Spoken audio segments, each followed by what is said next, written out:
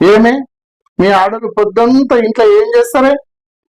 పొద్దుగాల లేచి నుంచి ఇంటోళ్ళందరికి పాలు పోయాలా చాయ్ పోయాలా, మార్కెట్ కి పోయి కూరగాయలు కూడా మేమే తెచ్చుకోవాలి. ఇప్పుడు చిక్కుడుగాయ, కొత్తిమీర, మెంతి ఇవన్నీ తీసుకొచ్చి గిచ్చి గిల్లి ఒలిసి పెట్టేసరికి తల ప్రాణం తోకకొస్తది. ఇప్పుడు అల్లం వెల్లిపాయ నువ్వు ఒలుస్తావా, ఎవరన్నా ఒలిసిస్తారా? ఇదంతా అల్లం వెల్లిపాయ ఒలుచుకోవాలా, దంచాలా. కూరల్లో వేయకపోతేనేమో కూర కమ్మగా రాదంటారు. మళ్ళా పొద్దున మధ్యాహ్నం రాత్రి 3 పూటలు వండుతాం. మాకు జ్వరం వచ్చినా మేము వంట చేయాలి, మాకు నెత్తిని వచ్చినా మేము వంట చేయాలి, మాకు కిడ్నీల పెయిన్ వచ్చినా, మాకు ఈడనొచ్చినా, మాకు ఇవినొచ్చినా, మాకు ఇవినొచ్చినా 3 పూటల అండుడు మాత్రం మాకు తప్పది. ఛాతీల నొప్పిలేసి దవాఖాన్ల 4 రోజులు ఉంచినా ఇంటికి వచ్చిన తర్వాత మళ్ళా మేమే వంట చేయాలి.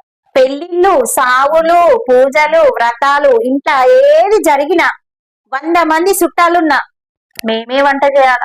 దసరా పండగ అయినా, క్రిస్మస్ పండగ అయినా, దీపావళి అయినా, సంక్రాంతి అయినా, ఏదైనా సరే ఇంటిలి పాటికి అందరికి హాలిడేస్ ఉంటాయి. Rest rest take rest. కోడలు మాత్రం ఇవిగో ఒకరికి చపాతి, ఒకరికి పూరీలు, ఎవరేం అడుగుతే అది చేసి పెట్టాలా. మాకు మాత్రం ఓ కప్పెడు చాయ్ ఎవరు తెచ్చియరమ్మా. మీరైనా ఒక్కసారి ఆలోచించండి.